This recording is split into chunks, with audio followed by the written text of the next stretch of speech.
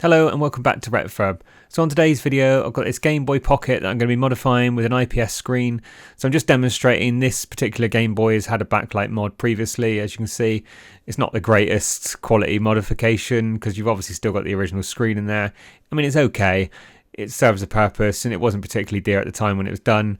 So yeah, it's ideal for that. But this IPS screen is like a night and day modification compared to that.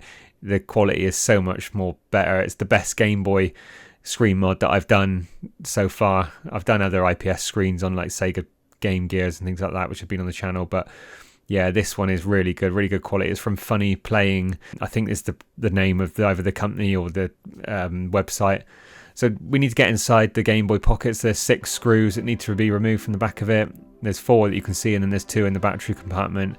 And then once those are removed, we can then remove the shell.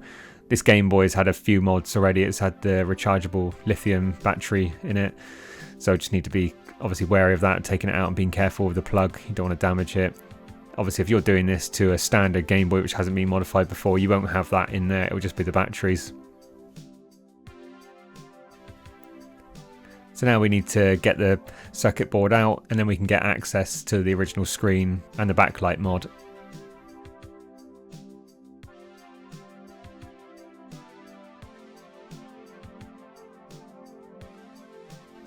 So the only thing that I want to do on this Game Boy after I've done this is the amplifier mod for the speaker.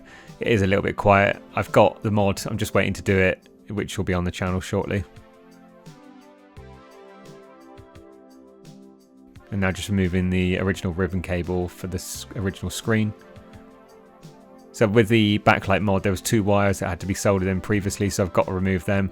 Again, if you've got a standard Game Boy, you won't have these extra wires in there. This is literally just for the backlight mod, so you won't actually need to do this, but I need to just unsolder those.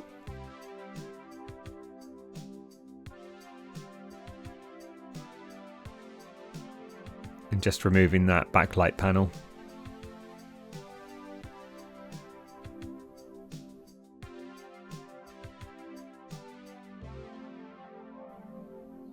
And then just unsoldering the 2 parts that I soldered in for the mod originally. These were just 2 wires and I had a resistor on the end of one of the wires.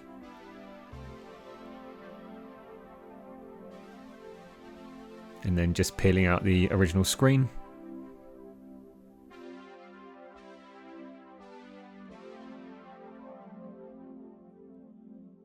So you can see this screen has actually got a scratch on it. Now this was on here when I first bought the Game Boy, before I did any mods on it, so I'm presuming someone had been there previously messing around with it, but there was no mods done to the actual Game Boy before I started. So now you can just see a nice reflection of me as I'm doing it. So I'm just trying that in there just to see where I've got to get the Dremel tool to remove some of the plastic on the rear of the shell. You obviously don't want to go too mad. You don't want to remove too much, you don't want to remove more than you need to. So just being careful to mark that, and then you know exactly where you've got to grind out the old plastic.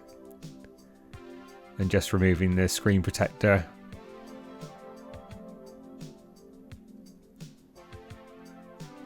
So now I've got a small little Dremel tool that I'm just going to go around and just Dremel off that bit of plastic so I can get the screen fitted in there. Now again, just doing bit by bit here really. You want to obviously, like I keep saying, you don't want to take loads off. You just want to go around, do a little bit, try it in. Now I've marked out roughly where I need to go anyway, so I can go around and do that. And then once I've removed those bits, I can then check the screen. If it needs a bit more, just take a little bit more off. So it's always better to just do slightly less than you need to and just keep checking it. Because obviously if you take too much, you can't put it back on. So yeah, ideally with this Dremel tool, it makes it a lot easier than trying to do it, say with snips. You could try and snip a bit off of it, but with the small little Dremel multi-tool, it just makes it a lot easier to get in and a lot quicker, to be honest.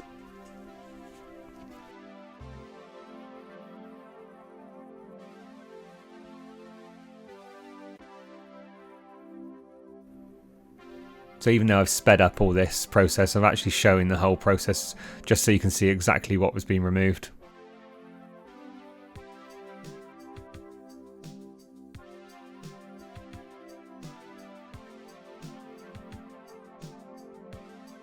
And just trying in that screen again. So it just needs a little bit more just taken off.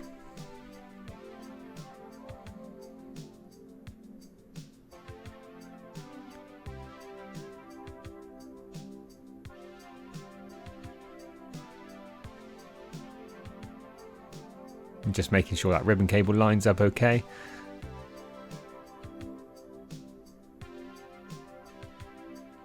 And we're pretty much there with it now. So now I've just cleaned off the back of it, made sure there's no loose bits on there, and this is the small foam double-sided piece that you need to stick on the back of the shell, and then the screen sticks to it. You can see which way it's orientated because it's got a slight notch taken out of it on one side where the power light is, and it's sort of notched at the bottom where the screen's got a small little cutout on it as well. Obviously you want to make sure that it's nice and clean before you do this. Don't want any bits of dust and that on there, otherwise it won't stick very well. Just pressing that in place, and again just making sure the screen's okay before I finally stick it down.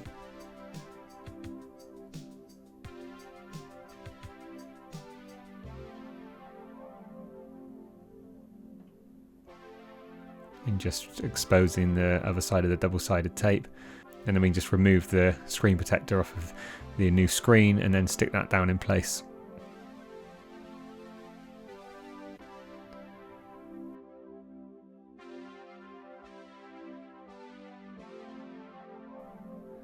Now when you're pressing this down, you want to be careful, you don't want to cause any damage to the screen, so just carefully pressing around the edges to stick it onto the adhesive side of the tape.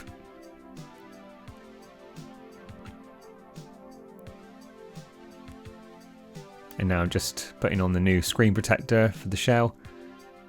Obviously before I did that I made sure there was no dust on the new screen or behind the screen protector. You don't want to trap anything behind it. As you know, it's annoying. You want to make sure that it's nice and clean, otherwise once you've stuck it down you ain't getting in there again. And just cleaned all those buttons, just refitted them back in. And now we can get the circuit board fitted back in place.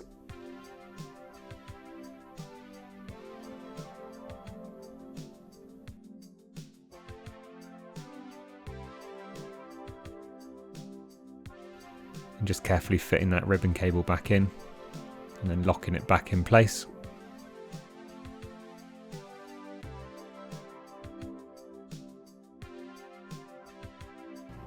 And now all that's left to do on the mod is to connect the power cable for the IPS screen and also the cable which goes to the sensor, so you can change the settings on the Gameboy screen. So now I'm just putting a bit of flux on the two connections for this. And then we just need to solder on those points and then connect the wires from those points onto the specific areas. One that goes on the circuit board, which we'll see shortly, and one that goes to the small little sensor. Now that little piece that I'm soldering down now, the little part sticks onto the ribbon cable connector and it's not brilliant, to be honest. It might just be this particular one, but it didn't stick down very well. I had to keep pressing it down. It did eventually sort of stick. So you can see here I'm just pointing to the 2 points which you've got to solder together, which then gives the power to the IPS screen.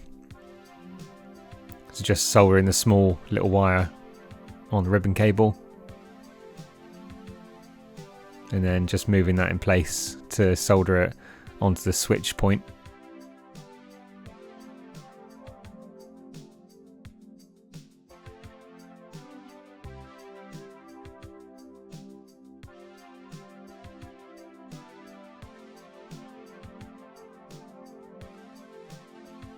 And then just checking now, I'm just going to connect the battery up and just check we've got power going to it.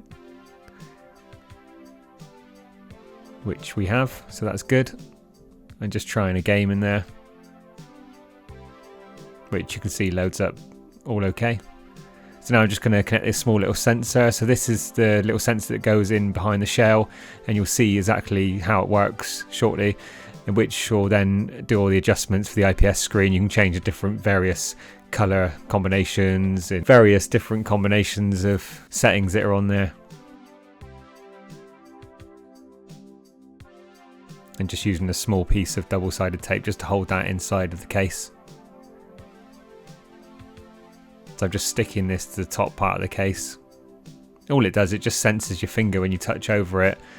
You've got to hold your finger in place on there for a certain period and then it will bring out the settings.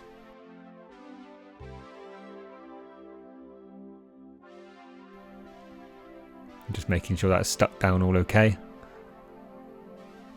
So now we can get the Gameboy fitted back up.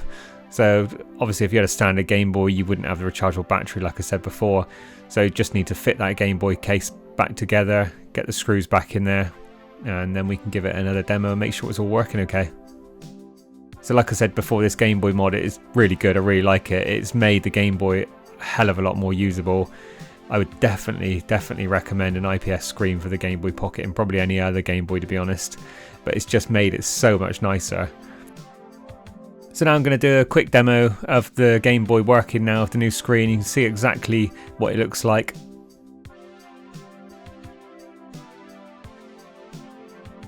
So you can see I'm just holding my finger on the top part of the Game Boy there, which brings up the settings. There's about 7 different settings on there. Some of them I didn't really see the difference, to be honest, of what you were doing. But the most useful thing is probably this with the colours. Some people prefer different displays. But yeah, it's made the Game Boy so much more usable. I mean, it's made me use it a lot more. Before this, I used it every once in a while, you know, when I I leave it next to my bed, so I just sort of play on it sometimes at night.